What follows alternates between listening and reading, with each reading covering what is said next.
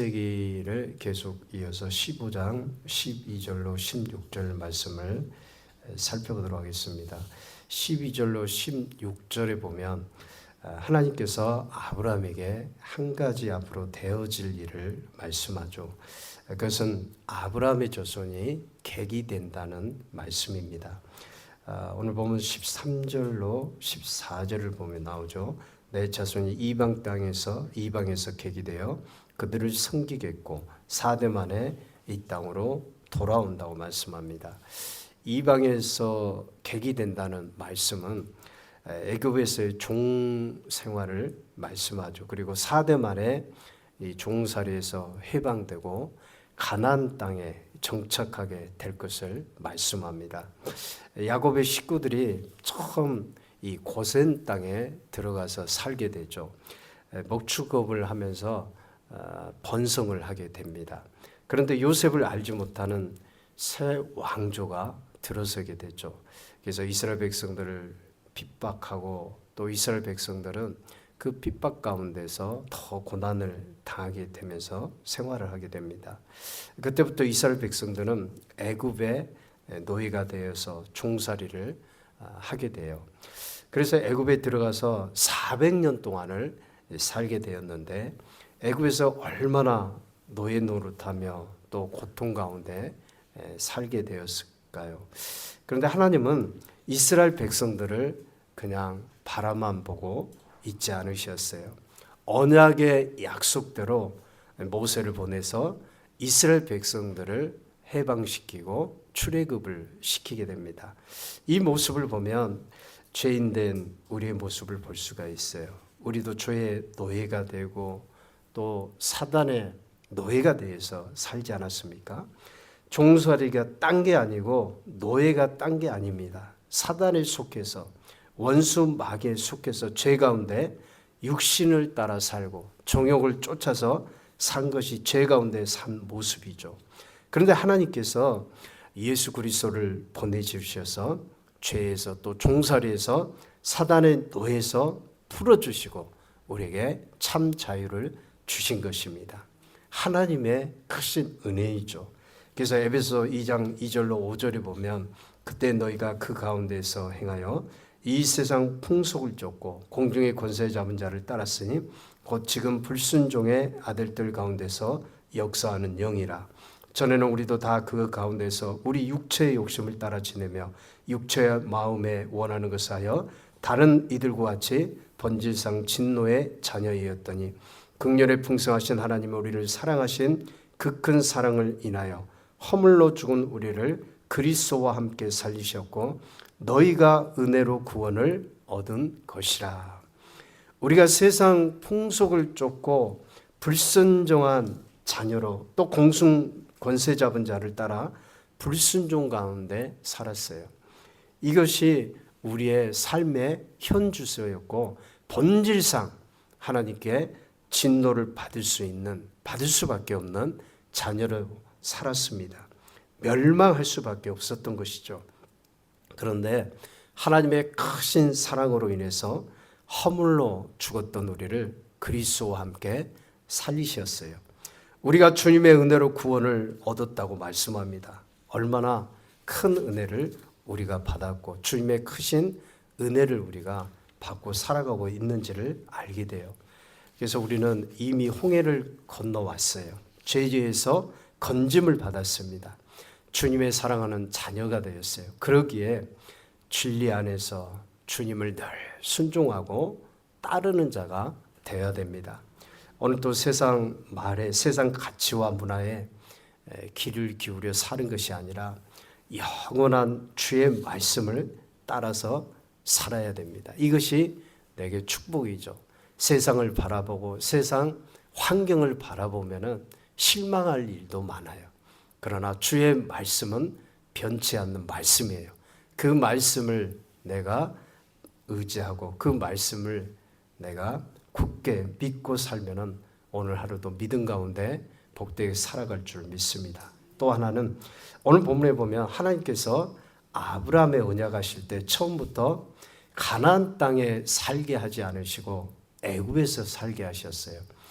그 이유가 무엇이었을까요? 그 이유는 16절에 보면 나옵니다. 아모리 족속의 죄악이 아직 가득하지 아니함이었다고 말씀합니다. 하나님께서 이스라엘 백성들, 그러니까 아브라함의 자손들을 바로 가나안에 정착하지 않게 하셨어요. 이유가 두 가지입니다. 하나는 고난입니다. 이스라엘 백성들이 이 고난 가운데 살게 된 것을 말씀합니다. 13절과 14절에 보면 여호와께서 아브라함에게 이르시되 너는 반드시 알라 내 자손이 이방에서 객이 되어 그들을 섬기겠고 그들은 400년 동안 내 자손을 괴롭게 하리니 그들이 섬기는 날을 내가 징별하며 그 후에 내 자손이 큰 재물을 이끌고 나오리라. 하나님께서 아브라함에게 주신 말씀은 그 후손들이 이방에서 객이 되어서 섬기고 400년 동안 고통을 당하고 후에는 재물을 가지고 나온다고 말씀합니다. 이것이 하나님의 비밀인데요. 고난 가운데 감춰진 하나님의 비밀이에요. 우리 인간으로서는 알 수 없는 비밀을 하나님께서는 그분의 의로 행하신 것입니다. 우리는 고난 그러면 지레 겁먹어요. 지레 겁먹고 피하고 싶죠. 누구든지 이 고난 앞에서는 피하고 싶은 마음이 있어요. 나에게 왜 이런 고난이 있습니까? 나에게 왜 이런 고난이 주어집니까? 뭐 따지기도 하고 깊이 보면, 그런데 우리가 깊이 그 하나님의 마음을 헤아리고 깊이 보게 되면 이 고난이라고 하는 것은 하나님의 은혜예요. 고난은 축복입니다. 고난이 축복의 통로가 되는 거예요. 고난이 없으면 하나님의 진정한 사랑을 깨달을 수 있을까요? 고난이 없으면 하나님의 크신 은혜가 부어지는 그 은혜를 우리가 알 수가 있을까요? 고난이 없다고 한다면 하나님이 축복하실 때 그 축복의 의미를 우리가 알 수 있을까요? 고난이 없다고 한다면 예수님께서 십자가를 지셨는데 그 십자가의 사랑을 통해서 우리를 구원하셨는데 그 놀라운 사랑과 구원의 의미를 알 수가 있을까요? 구원의 거룩한 백성이 얼마나 영광스러운지 그 의미를 우리가 알 수 있을까요? 참 어려운 얘기예요. 그래서 이스라엘 백성들은 이 고난을 통해서 종살이해서 해방이 되고 후에는 재물을 가지고 하나님께서 재물을 이스라엘 백성들에게 주십니다. 그리고 그 재물을 얻어서 출애굽을 하게 돼요. 고난을 겪은 것이 후에는 그 고난으로 말미암아서 축복이고 영광인 것을 알게 돼요. 그래서 성경은 이 고난이 우리에게 유익하다고 말씀하고 있는 것입니다. 고난이 아픔과 고통만은 아니에요. 힘든 그 고난을 겪을 때는 힘들게 보이지만 그 고난이 오히려 하나님의 놀라운 은혜를 깨닫는 것이고 또 우리가 그 고난 가운데 영적으로 유익하다고 하는 것을 깨닫게 됩니다. 또 하나는 아모리 사람 때문이에요. 이 아모리 사람들이 가나안 땅에 살고 있었습니다. 그런데 그들의 죄악이 차지 아니했다고 말씀합니다. 16절에 보면 내 자손은 4대 만에 이 땅으로 돌아오리니 이는 아모리 족속의 죄악이 아직 가득 차지 아니함이니라 하시더니 가나안의 맹주였던 가나안의 주인 노릇했던 족속이 이 아모리 족속입니다. 이 아모리 족속은 아브라함 때까지 이미 팔레스타인에서 400년을 살면서 각가지 온갖 큰 죄악들을 저지르며 살았어요. 하나님께서 400년의 기회를 더 주신 것입니다. 그러나 끝내 회개치 않고 죄악의 관양함이 차서 후에는 이 가나안, 젖과 꿀이 흐르는 가나안 땅에서 쫓겨나게 돼요. 하나님은 죄가 차면 심판을 하고 그 죄를 보고 형벌을 내리신다고 하는 것을 알 수가 있어요. 그래서 우리도 이 말씀을 보고 깨달을 수 있는 것은 죄를 짓고 하나님께 악을 행하면 하나님은 반드시 심판을 하시는데 축복을 거두시게 하는 것입니다. 축복을 거두시고 주신 축복도 빼앗아 간다고 하는 것을 알게 돼요.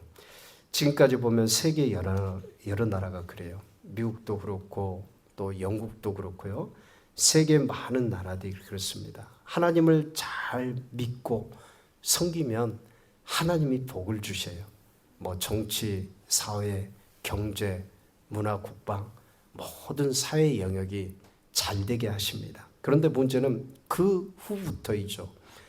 받은 복을 잘 지키려면 하나님을 더 잘 섬기고 믿음 가운데 신앙의 삶을 열심히 살아야 되는데 복을 받고 부유해지면 하나님을 찾지 않아요. 오히려 그 풍요로움 때문에 죄 가운데 살게 되고 타락하게 됩니다. 이것이 문제입니다. 그래서 모세가 가나안 입성을 앞둔 모압 땅에서도 이스라엘에게 주신 경고도 그와 같은 말씀입니다. 배부를 때, 너희가 풍요로운 땅에 들어가서 배부를 때, 모든 것이 잘 되고 잘 살아갈 때 하나님을 더 경외하고 잘 섬기라고 하는 것입니다. 하나님을 잊지 말고 그 광야에서 함께 하셨던 하나님, 은혜를 생각하면서 하나님을 더 믿음 가운데 더 잘 섬기라고 말씀하신 거예요. 신명기 8장 11절로 14절에 보면 내가 오늘날 내게 명하는 여호와의 명령과 법도와 규례를 지키지 아니하고 내 하나님 여호와를 잊어버리게 되지 않도록 삼갈지어다. 내가 먹어서 배불리고 아름다운 집을 짓고 거하게 되며 또 내 우양이 번성하며 내 은금이 증식되며 내 소유가 다 풍부하게 될 때 두렵건대 내 마음이 교만하여 내 하나님 여호와를 잊어버릴까 하노라. 여호와는 너를 애굽 땅 종되었던 집에서 이끌어 내시고. 부유하면 신앙과 관련이 있는데 신앙에 문제가 돼요. 은금이 많아지고 부유하면 하나님을 더 잘 섬겨야 되는데 실상은 그렇지 않다는 것이죠. 사람이 등따숩고 부족함이 없고 배부르게 되면 신앙생활을 게을리해요. 이게 우리가 유럽이라든가 선진국에서 볼 수 있는 나타난 문제입니다. 하나님을 더 가까이 하고 잘 섬겨야 되는데 이상하게 하나님께서 축복해 주시면 더 신앙이 하나님에게서 멀어져요. 저는 그래서 우리 한국교회도 참 걱정이 되는데요. 지금 주일학교라든가 또 대학 캠퍼스, 청년, 학생들 복음화율이 3% 정도 밖에 되지 않을 겁니다. 한국교회가 점점 쇠퇴져 가고 있어요. 세상에서 잘 되고 성공하고 출세하고 좋은 대학을 가는 거 좋아요. 그러나 신앙에 있어서는 하나님과 멀어져서는 안 되는 것이죠. 그런데 지금 현실을 보면 우리 가정과 자녀들이 하나님과 점점 멀어져 가고 있는 것이 이 데이터를 보면 나타나게 되고 있어요. 그렇기 때문에 자녀들을 믿음 안에서 붙잡아주고 또 격려하고 위로하고 신앙교육을 잘 시키는 것이 필요해요. 저는 우리 애들 지금 다 대학 졸업하고 뭐 막내는 아직 대학 졸업을 안 했지만 둘은 제 대학 졸업을 하고 직장을 다니고 있지만은 주일 예배가 끝나고 나면 항상 하나님의 말씀을 나눴어요. 하나님의 말씀을 같이 공부하고 하나님의 말씀을 나눌 때 얼마나 그 말씀이 은혜가 되고 우리 살아가는 힘과 능력이 됐는지 몰라요. 여러분, 하나님의 말씀은요, 우리 영혼육을 강건케 하는 것입니다. 그리고 우리의 자녀들의 신앙을 생명의 길로 이끌어요. 세상의 어떤 부귀영화, 출세와 세상을 따라가는 그런 모습을 하나님의 말씀으로 잡아줘요. 그리고 하나님 앞에서 온전한 자녀로 살게 합니다. 그래서 자녀들에게 하나님 말씀을 매일마다 영혼의 양식으로 먹여야 돼요. 하나님의 말씀으로 그의 인생을 안내를 해야 됩니다. 그래야지만 하나님께 사랑받는 자녀로 하나님께 영광을 돌리는 귀한 일꾼이 될 수가 있습니다. 여러분, 우리가 잘 사는 것, 부유해지는 것, 그것도 축복이지만 우리 영혼이 정말 하나님 앞에서 부끄럽고 또 세상 가운데 살아간다고, 빠져서 살아간다고 한다면 그것은 참 인생에서 불행한 것이고 허무한 일이에요. 그래서 우리가 무엇보다도 정말 하나님을 믿음 가운데 잘 섬기는 그런 자녀들로 키워야 되고, 우리 가정도 하나님을 잘 섬기는 믿음의 가정이 되어야 됩니다. 하나님을 잘 섬기면 하나님께서 없는 복도 만들어 주시고 있는 복도 더불어 갑절로 복을 주시는 것이에요. 재물도 주시고 땅도 주시고 집도 주시고 사업장도 열어주시고, 하나님께서 사랑하는 자에게 하나님께서 그 복을 주시는 것입니다. 그렇기 때문에 우리가 늘 하나님의 말씀 안에서, 이 세상은 죄악 가운데 있는 도성과 마찬가지잖아요. 그래서 늘 하나님의 말씀 가운데 그분을 경외하며 믿음 가운데 살아서 정말 하나님께서 축복하시는 모든 아름다운 신앙의 가정들을 이루어갈 수 있기를 주의 이름으로 축원드립니다. 기도하겠습니다.